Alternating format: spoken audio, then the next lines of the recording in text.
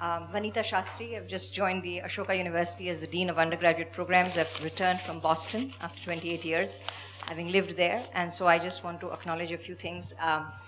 One, that the diaspora is a real soft power, and I'm being part of that. Very happy to be that. What Leela ji said about teaching dance, music, arts, I find that we are not teaching our children that here. So to if we are liars and corrupt and not doing whatever we are supposed to do, Khosla, it's because maybe we're not teaching our children any values at all. So if you're not, we, used to take our children to Sunday school, teach them Hindi, teach them, the issue here is because if you teach arts, is it bordering on religion?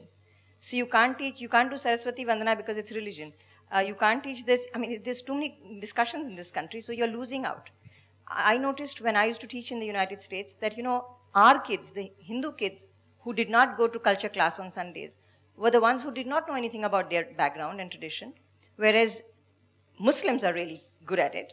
The Christians, all varieties of them knew their tradition and the thing. So why are we not teaching our children our own civilizational lessons?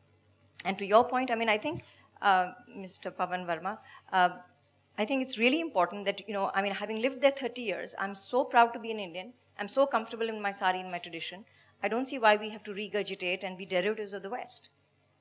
So I think unless we teach and we, bring up our children with true knowledge, not just that because, we have to be proud of our culture without knowing any of the details, whether Gandhi actually said that or not. That should not even be a question. You should know your facts, and if you don't know that, then you can't, and then on the happiness index, I don't need to watch television or MTV to be happy.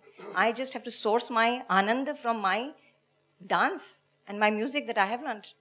And I'm a very happy person. So I think we are missing out on our knowledge systems that India has offered to the world. We are exporting them, meditation, yoga to the West, but we are not teaching our own children that as part of their daily life. And I would really think we should look at that and how to contribute that into your curriculum at NIITU or at Ashoka or at all these new colleges and universities that are actually opening up with great speed in India. Actually, Indians have very high prestige needs. In fact, prestige needs. If you take Maslow's, hierarchy of needs, the prestige needs are very high, and they actually come in the way of our growth. They come in the way of learning, of scholarship, of depth. So anybody who can actually market himself in a very shallow way, he feels more, I would say, enriched.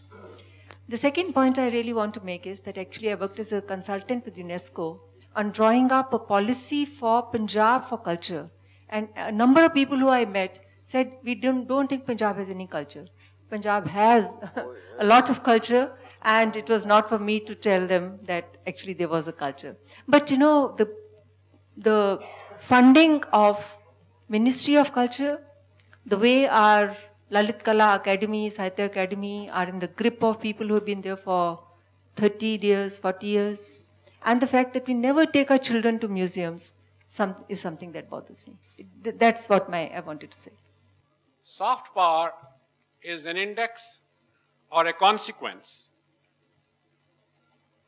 for recognition and respect of a country's current practices and achievements as perceived by others over a holistic platform of social and cultural issues.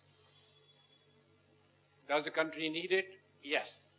The country needs it because if it has a strong soft power, then every citizen gets empowered by it. But having said that, we cannot achieve soft power status by recounting ancient past and heritage, howsoever good it may be.